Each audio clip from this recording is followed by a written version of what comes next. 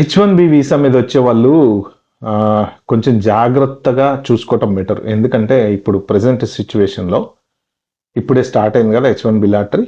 H1B lottery మళ్ళీ అయిపోయిన తర్వాత H1B అప్లై చేసుకుంటారు. వస్తారు ఉద్యోగాలు చేసుకుంటారు. అవన్నీ నడుస్తాయి. సో, ఒక జరిగిన కథ నేను మీతో షేర్ చేసుకుందాం అనుకుంటున్నా. అంటే ఒక కపుల్‌కి జరిగిన ప్రాబ్లమ్ ఏదైతే ఉందో, వాళ్ళు ఫేస్ చేసే ప్రాబ్లమ్ ఏదైతే ఉందో అది మీతో షేర్ చేసుకుందాం అనుకుంటున్నా. సో, దాన్ని బట్టి మీరు ఎవరైనా సరే H1 అప్లై చేసుకునే వాళ్ళుంటే జాగ్రత్త పడొచ్చు.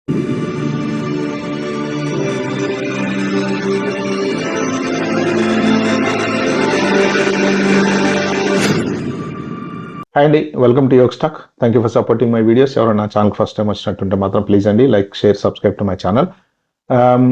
మీకు ఇప్పుడు నేను చెప్పేది ఏంటంటే ఇట్స్ ఎ రియాలిటీ స్టోరీ. జరిగింది ఒకటి, నేను చదివాను ఒక ఆర్టికల్, దాని నుంచి మీకు చెప్దామని చెప్తున్నాను నేను. ఎందుకంటే ఫ్యూచర్ H1B ఆస్పిరెంట్స్ ఎవరైతే ఉంటారో వాళ్ళకి ఏమైనా యూజ్ అవుతుంది అన్న ఉద్దేశంతో. ఒకవేళ మీరు ఎవరైనా సరే ఈ H1B మీద ఎలాంటి అనుభవాలు ఏమన్నా ఉంటే మాత్రం మీరు కామెంట్ రూపంలో అయితే మెన్షన్ చేయండి. కింద కామెంట్లో మెన్షన్ చేస్తే ఏంటంటే ఎవరైనా వీడియో చూసిన వాళ్ళు కింద కామెంట్స్ ఫాలో అవుతే వాళ్ళకు కూడా ఏదైనా కొంత ఇన్ఫర్మేషన్ అయితే తెలిసే ఛాన్స్ ఉంది. సో ఇంకా మనం టాపిక్లోకి వెళ్తే, H1B మనం లాటరీ వేసుకుంటాము, అప్లై చేసేటప్పుడు కన్సల్టెంట్ ద్వారా అప్లై చేస్తాము. సో మనకి డైరెక్ట్ ఎంప్లాయర్ దొరికితే ఎంప్లాయర్ అప్లై చేసుకుంటాడు, పెద్ద కంపెనీలు. లేదు అంటే కన్సల్టెన్సీ ద్వారా మనం ఇన్ హౌస్ క్లయింట్ అని ఏదో అప్లై చేసుకుంటాం. ఇది మీ అందరికీ తెలిసిన ప్రాసెసే. సో ఒక కపుల్కి ఏం జరిగింది అంటే, యాక్చువల్గా ఆ H1B వచ్చింది. జనరల్గా H1B రావటం, అమెరికా వెళ్ళటం అనేది డ్రీమ్ చాలా మందికి ఉంటుంది. సో ఆల్రెడీ పనిచేసే ఉద్యోగాలు రిజైన్ చేసి మానేసి అమెరికా వచ్చే వాళ్ళు కూడా ఉంటారు. సో వీళ్ళు కూడా సేమ్ స్టోరీ. అక్కడ మంచి జాబ్, వైఫ్ అండ్ హస్బెండ్కి మంచి జాబ్, మంచి శాలరీస్ ఉన్నాయి. H1 వచ్చింది. అయితే స్టాంపింగ్కి వెళ్ళే వరకు కూడా ఎవరైతే కన్సల్టెంట్ అంటారో, ఎంప్లాయర్ అంటారో, what ever you call it, okay, వాళ్ళు ఏంటంటే శాలరీ ఇంత అని చెప్పలేదంట. ఓకే, నువ్వు కానీ వీసా అయితే చేయించుకో, మాట్లాడదాం అని చివరికి స్టాంపింగ్ వెళ్ళే టైంకి then they have decided that to give him $100,000 అనమాట. సో నీకు 100,000 శాలరీ, నువ్వు స్టాంపింగ్కి వెళ్ళి చేయించుకున్నారంట. ఇంకా మనోడు ఆనందంగా వెళ్ళిపోయాడు హ్యాపీగా.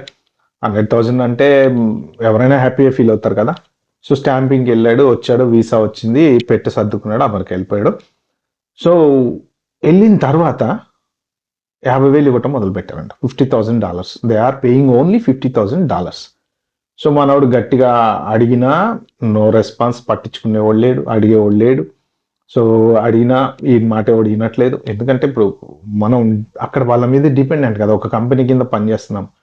సో తర్వాత మనోడు నెమ్మదిగా తేరుకొని, లేదో మనల్ని చీట్ చేశారు రా బాబు అని అర్థమయ్యి ఎంప్లాయర్ని మారదాము అని ప్లాన్ చేసినా కూడా, ఎంప్లాయర్ మారాలంటే అంత ఈజీ కాదు కదా. వేరే జాబ్ తెచ్చుకోవాలి, వీసా మార్చుకోవాలి. ఒకవేళ ఈ ప్రాసెస్లో గనక ఈ జాబ్ ఉన్నది ఏదన్నా ఊడిసింది అంటే అది పోతుంది, మళ్ళీ ఈ వీసా పోతుందేమో అని భయం. ప్లస్ ప్రాసెస్ కొత్తగా వచ్చిన వాళ్ళకి ఎట్లుంటుంది అంటే అండి, 10 ఏళ్ళు అమెరికాలో ఉన్నవాడికి అన్నీ తెలిసిపోతాయి కదా. కొత్తగా వచ్చిన వాడికి ప్రతిదీ కొత్తదే పాపం. ఆ జాబ్ మారాలంటే, మారితే వీడేమన్నా వీసా క్యాన్సిల్ చేస్తాడా, వీసా ఏమన్నా చేస్తాడా తెలియదు కదా. అట్లా చేయకూడదా తెలీదు, లేకపోతే మారితే ఈజీగా వీసా వస్తుందో రాదో తెలీదు. సో ఇలాంటి సందిగ్ధాల మధ్యన మనోడు అష్ట కష్టాలు పడతా లైఫ్ లీడ్ చేస్తున్నాడు. 50,000 అంటే ఎంత, నెలకి మ్యాక్సిమం వస్తే ఒక ట్యాక్సులు గీసులు పోనో 4,000 4,500 చేతికి వస్తాయి. బ్యాచిలర్ అంటే ఓకే, నలుగురితో షేర్ చేసుకుంటాం కాబట్టి నడుస్తుంది. సో ఇదే మనోడు కంపెనీతో ఎక్స్ప్రెస్ చేసి, ఏంటి పరిస్థితి, నాకు డబ్బులు సరిపోవట్లేదు, నాకు ఇబ్బంది అవుతుంది అంటే, వాళ్ళు ఏమన్నారంట అంటే, నువ్వు ఈ వైఫ్ని తెచ్చుకో, డిపెండెంట్ వీసా చేస్తాము, H4 చేసుకొని తను కూడా జాబ్ చేసుకోవచ్చు, ఇద్దరు కలిసి సంపాదించుకోండి అన్నారంట. ఓకే, ఐడియా బాగానే ఉంది, నో ప్రాబ్లం. వాళ్ళ వైఫ్తో మాట్లాడారు, ఆమె అక్కడ జాబ్ రిజైన్ చేసింది, H4 చేయించుకుంది, అమెరికా వచ్చింది. కథం, ఆమె అమెరికా వచ్చి కాలు పెట్టింది, పిల్లల్ని తీసుకొని వచ్చారు, మొత్తం ఫ్యామిలీ అంతా షిఫ్ట్. ఇక ఎంప్లాయర్ నో, ఆమెకి H4 ఇచ్చిన తర్వాత ఇప్పుడు మళ్ళీ EAD అనేది అప్లై చేసుకోవాలి కదా జాబ్ చేయాలి అంటే. సో నో రెస్పాన్స్, మళ్ళీ no emails, no response, no phone calls. అసలు ఈయన ఎవరితో మాట్లాడినా, ఈ ఎంప్లాయర్ తోటి ఎవరికి ఈమెయిల్ పెట్టినా, మేనేజర్లకు పెట్టినా, పైన వాళ్ళకి పెట్టినా కథం కల్లాస్. అసలు ఏ రకమైన ఇది లేదనమాట. ఇప్పుడు ఈయన పెద్ద గుదిబండ తెచ్చి నెత్తిన పెట్టుకున్నట్టు అయిపోయింది. ఈ 4,000లో ఈయన ఒక్కడే బతికితే ప్రశాంతంగా బతికేవాడు. కంపెనీ వాడు పెట్టిన ప్రాబ్లంకి మీ వైఫ్ని తెచ్చుకో, H4 చేస్తామంటే చివరికి ఫ్యామిలీని అంతా షిఫ్ట్ చేసిన తర్వాత ఇప్పుడు వాడు పట్టించుకోవట్లేదు. అంటే వాళ్ళ బతుకు వర్ణనాతీతం. $4,000 4,000 అంటే 50,000 అంటే ఏమిటి, ట్యాంక్స్ పోనీ ఎంత వస్తాయో నాకు అది కరెక్ట్ తెలీదు. ఆ అమౌంట్లో ఫ్యామిలీ మొత్తం బతకాలి. ఇప్పుడు ఏంటి వాడి పరిస్థితి? అటు కాకుండా ఇటు కాకుండా ఇరుక్కుపోయాడు. అంటే ఇప్పుడు జాబ్ మారి మళ్ళీ జాబ్ తెచ్చుకొని వీసా మార్చుకొని సెటిల్ అవ్వాలంటే అందరు సలహా ఇస్తారు ఇదే, ఏముంది వేరే జాబ్ తెచ్చుకొని నువ్వు వీసా మార్చుకుంటారు. చెప్పినంత ఈజీ కాదు కదండి. ఆయన స్కిల్ ఏంటో, ఆ స్కిల్కి జాబ్ దొరుకుతుందో లేదో, లేకపోతే మార్కెట్ ఎలా ఉందో లేదో.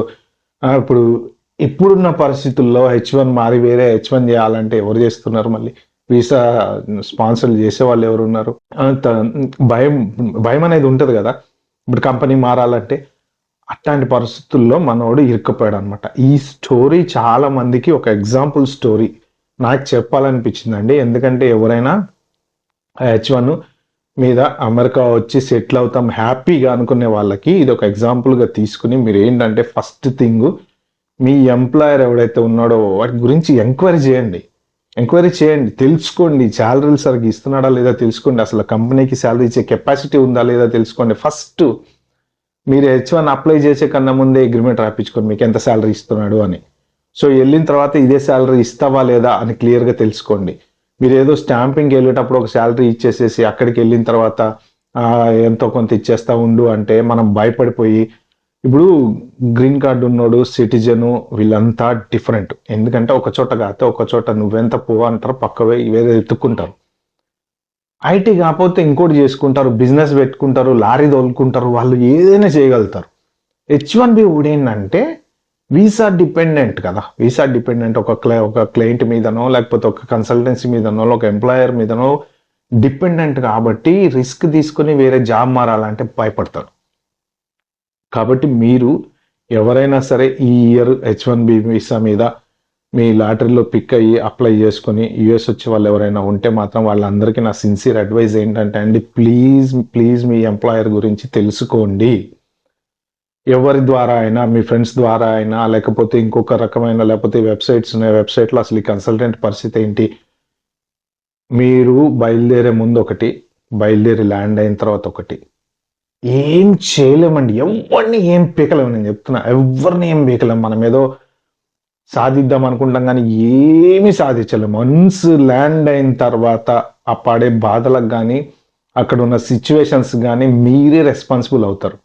వాడు 2 చేతులు ఇట్లా ఎత్తేసి నాకేం సంబంధం లేదురా బాయ్ అన్నా కానీ ఏమీ చేయలేం. పరిస్థితులు అలా ఉన్నాయి, ఎవరి గురించి మనము మాట్లాడే పరిస్థితి లేదు. సో కాబట్టి ప్లీజ్ నేను చెప్పినట్టు అండి, మళ్ళీ సేమ్ చెప్పింది ఎందుకని, కాబట్టి జాగ్రత్తగా మీరు ఎంక్వైరీ చేసుకొని రండి. ఓకే ఫ్రెండ్స్, ఈ వీడియో కనుక మీకు నచ్చినట్టయితే ప్లీజ్ అండి like, share, subscribe to my channel. Thank you.